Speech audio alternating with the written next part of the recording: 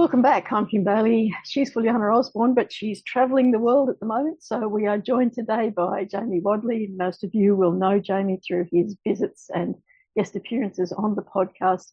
But we're also joined by Oscar Trimboli. Oscar is a marketing and technology industry veteran working for Microsoft, PeopleSoft, Polycom, and Vodafone. He's an award-winning author, host of the Apple award-winning podcast Deep Listening, and a sought-after keynote speaker. His third book, How to Listen, Discovering the Hidden Key to Better Communication, is a comprehensive book about listening in the workplace. Along with the Deep Listening Ambassador community, he is on a quest to create 100 million deep listeners in the workplace. I hesitated over the number. Through his work with chairs, boards of directors, and executive teams, Oscar has experienced firsthand the transformational impact leaders can have when they listen beyond words. And I will say that we are delighted to have Oscar with us, knowing that he is highly sought after, but it's also probably the right time, given that we're coming up on our 10-year anniversary, and we have never, in all of that time, in 400 plus podcasts, talked about listening as a subject of its own. So the stage is yours, Oscar. You may talk to us at length with whatever you think is necessary for us as an introduction, as a follow-up through. I will say in that introduction that Oscar very generously sent us some copies of his latest book, and I know that for some of you, Juliana has already given those to you. She did read the book. She has left us some comments that we will put into the podcast at some stage. But welcome, Oscar, and thank you for joining us. G'day, Kim. G'day, Jamie. Looking forward to listening to your questions today.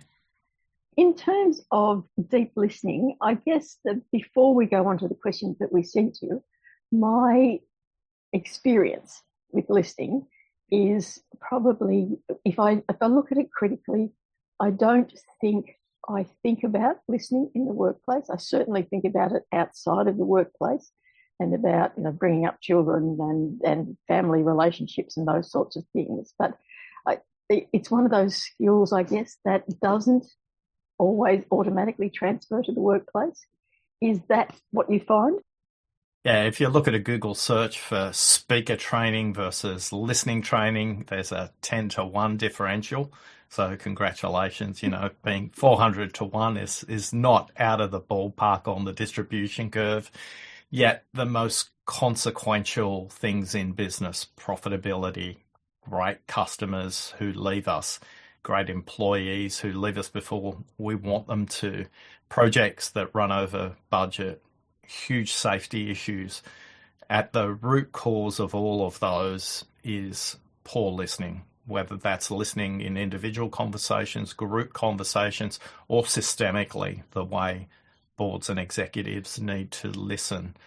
So when it comes to listening in the workplace, we've got a database of about 35,000 workplace listeners that we've collected since 2020. So we have a very good idea in not only what gets in their way, but what people need to do to change and sustain that. Kim, your experience is very common. Most people are not conscious of the consequences of their listening in the workplace. And we can have a very short podcast. If you know these numbers, the neuroscience of listening, you can switch off after this and we can have a really short episode, because these numbers are the numbers that most people go, wow, now that I know that, I understand how to listen in a completely different way. So when you're speaking in a range of 125 to 150 words per minute. Mm-hmm. If you're a property auctioneer or a horse race caller or something like that, you're talking at 200 words per minute and you can still understand everything they say. The speaker can think at 900 words per minute. So the first thing that they say is about 14% of what they think.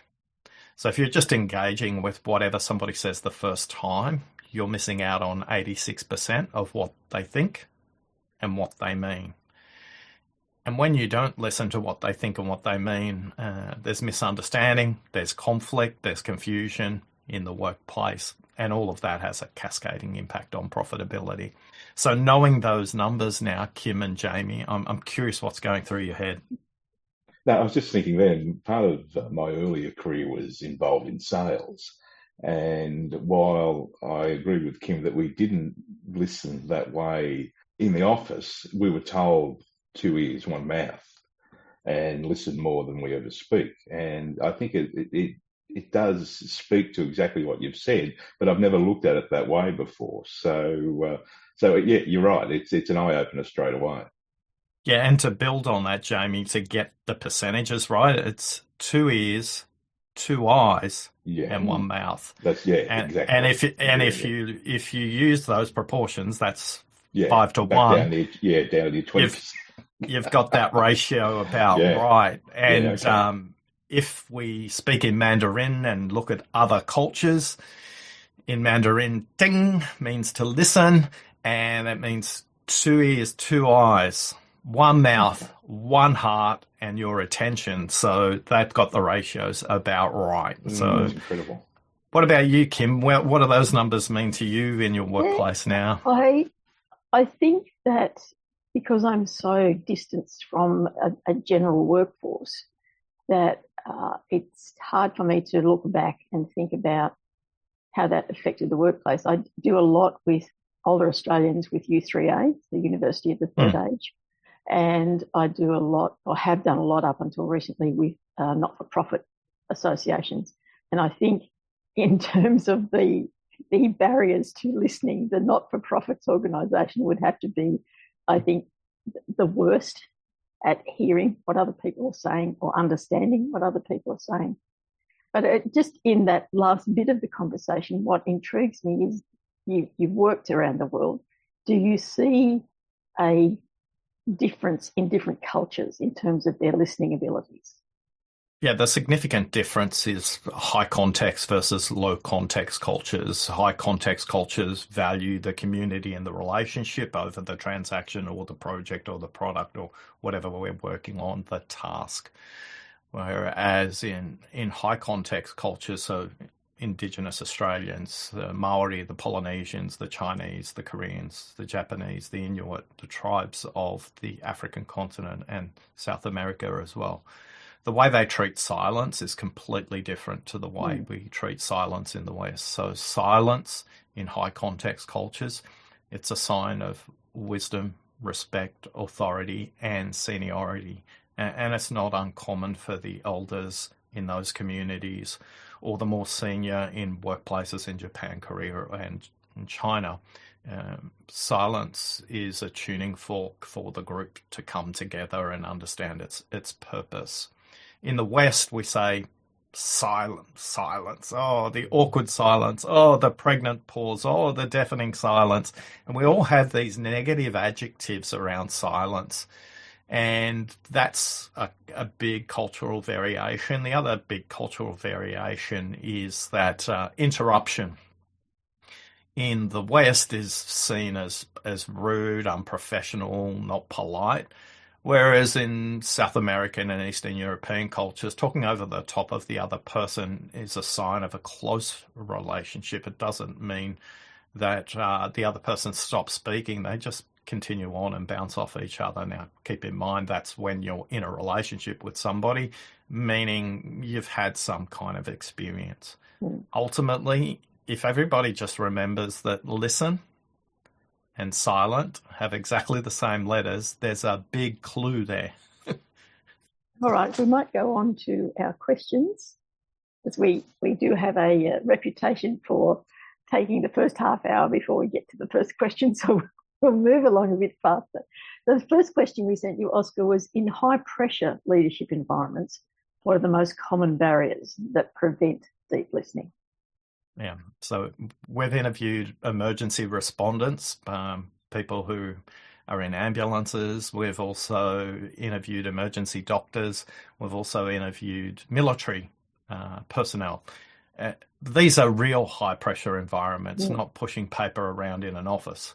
Quite often we get confused what is high pressure, and I think implied in that question is that we think we're in high pressure environments. And most of the time, that's not true. We're putting our own time constraints on it. So the first barrier to us thinking we're in a high pressure environment is the assumption that it is. Too often we're listening to respond, we're listening to react, we're listening to solve. These are the three primary barriers that get in the way in high pressure environments is the need to respond to the dialogue rather than thinking about it in a process, system, or systemic way in the organization. So in high pressure environments, the better questions that we ask are high level questions about how this issue that we're dealing with is connected to other parts of the organization or externally. What's the impact on a regulator? What's the impact on governments? What's the impact on citizens? What's the impact on customers? If we adopt a broader perspective, the concept of high pressure environments evaporates pretty quickly. The more senior you are, the more consequential your listening is, both professionally from your professional indemnity insurance and your role as director. And when you think about every commission of inquiry in Australia, you would call it a royal commission. At the root of all of those, whether it was in banking, whether it was in the treatment of children in religious care, all of those, there were complaints made, but nobody ever acted on the complaints. So for me, the first part of that is, are you really in a high pressure environment?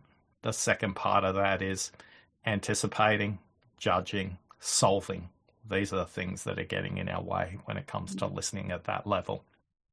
Is it a reflection of, and I'll make a generalization, people who move into those more senior executive roles being the fixers, being the ones who find the solutions, and so they stop listening because they're already focused on getting the solution, so they don't hear the whole part of the issue? Yeah, and we'll bring Jamie into this. Yes, and ultimately it's a function of the incentive system of the environment in which they operate. So whatever incentives are set up for short-term and long-term compensation for those executives, their behavior will be orientated that way. A really simple thing to think about is, to what weighting do you give employee satisfaction and do you give customer satisfaction and quality in your short-term and long-term compensation? Show me executive compensation plans and I will show you whether they listen or not. So most people will come up through some professional rank and they will be rewarded for their ability to fix something, but ultimately it's the system in which they operate and the incentives that shows up how they behave and the way they treat communication in their workplace. Jamie, I'm just curious on your perspective as somebody who sets those short-term and long-term objectives from a board perspective. If I can throw it back at you, I really need time to think about it, to tell you the truth, because I'm thinking of different situations I've been in that there's big variations of how I listen, depending. And I must admit, I am a fixer by nature. If someone brings me a problem, I'm keen to find out what are the nuts and bolts of the problem and let's nail it. So I must be a terrible listener now that I think about it. So what can I say? I am all ears. You might be an excellent listener and you're just thinking about one particular context. And quite often, if the employee comes to you and it's like, hey, boss, I can't figure this out. What we know from our database of listeners, the more senior you are and the older you are, the more likely you're either to interrupt or to solve. That's what the data shows us. A powerful question in that moment is to ask them, what have you already thought about? Rather than move in a fix mode, because you may be the quiz contestant who presses the buzzer before they've finished exploring the idea. So the question is, what have you already thought about? Helps them go back through their thinking. And the same way you just said to me, hey, Oscar, I need some time to think about it. This question is designed to get them to ladder back in their thinking and step forward, because in that moment they may discover something that they missed, or something that in that moment you've helped them to create just by being present. Our presence as a leader has a bigger impact than the questions we ask. We all think we're fancy pants awesome, but the reality is just our presence and how we show up. If we show up energetically and we want to solve and let's move fast, that energy will transmit directly to the person or group we're working with there. So number one question is get them to step back through their thinking. What have they already thought about? And then rather than define the problem, let's get them to define the solution, because we can fix something that helps one person, one team, one department, but it's all connected to something else. Get them to think about through the connections as well. What does this mean for other divisions, departments, our customers, our suppliers? These are really crucial things. I must admit, as you say that, I think to myself, if I'm going to someone with a problem, someone higher up from me, I think, well, I have to formulate the question to really identify the problem as clearly as I can. And in doing that, you do see a different perspective on it straight away. So I think that question is incredibly powerful, and I will be using it. And for those of you who can't see, and though after June and the 10th anniversary, we moved to video, you will be able to see the fact that Jamie did take a note of that question as I said it a second time. Keep my hands specifically off screen so you wouldn't see me doing that. Well, the good thing is you can listen with your eyes. I'm hearing you. We're going to take a break in our conversation there with Oscar Trimboli. Join us for part 2. For now, I'm Kim Bailey and this is Inside Exec.